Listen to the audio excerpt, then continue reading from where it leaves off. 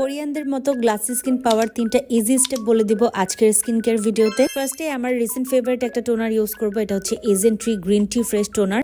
অনেকখানি আমার ইউজ করা হয়েছে কারণ এই গরমের টানা এই টোনারটা আমি ইউজ করছি। অল টাইপ স্কিনের জন্য appropriate, fungal acne safe, specially যাদের অয়েলি স্কিন তাদের এই টোনারটা খুবই পছন্দ হবে। এখানে 80% গ্রিন টি এক্সট্রাক্ট আছে যেটা একনি, বাম্পস, র্যাশ অথবা ফাঙ্গাল একনির জন্য খুব ভালো কাজ করে। দেখতে একদম রং চায়ের মতো বাট খুবই লাইট ওয়েটেড, নাইসলি অ্যাবজর্ব হয়ে যায়, স্কিনকে কামিং সুদিং করে এন্ড খুব ভালো হাইড্রেশন দেয়। গ্লাসি স্কিন পাওয়ার জন্য এটা হচ্ছে আজকের শো স্টপার স্কিন 1004 এর টোন ব্রাইটেনিং অ্যাম্পুল। একদম ছোটটা থেকে আমি ইউজ করা স্টার্ট করেছিলাম আর হাফ ইউজ করতে করতে আমার কাছে খুবই ভালো লেগেছে, তাই আমি বড়টা পারচেস করে ফেলেছি। যারা নতুন ইউজ করবে অবশ্যই আগে ছোটটা পারচেস করে দেখবে। বাই দ্য ওয়ে প্রথমেই বলে দেই, এই সিরামটা নিয়ে অনেক ভালো রিভিউজ থাকলেও কেউ বলে না এই সিরামটা অ্যাক্টিভ পিম্পলকে ট্রিগার করতে পারে, যেটা আমি নিজে ফেস করেছি কারণ আমার acne prone skin. But pimple শুকিয়ে যাওয়ার পরে স্পট রিমুভিং এর জন্য এই সিরামটা ইউজ করতে পারো। এতে সেন্টেলা রয়েছে যেটা সেন্সিটিভ স্কিনকে কামিং সুদিং করে, আরো রয়েছে নাইসিনামাইড ট্রানিক্সামিক অ্যাসিড যেটা স্পট ফেড আউট করতে এন্ড আনইভেন টোনকে ফিক্স করে, আর স্কিনটা এত গ্লো করে যার জন্য এই সিরামটা আমার সবচেয়ে বেশি পছন্দ হয়েছে। কোজারেক্স এর খুবই ভালো একটা অল্টারনেটিভ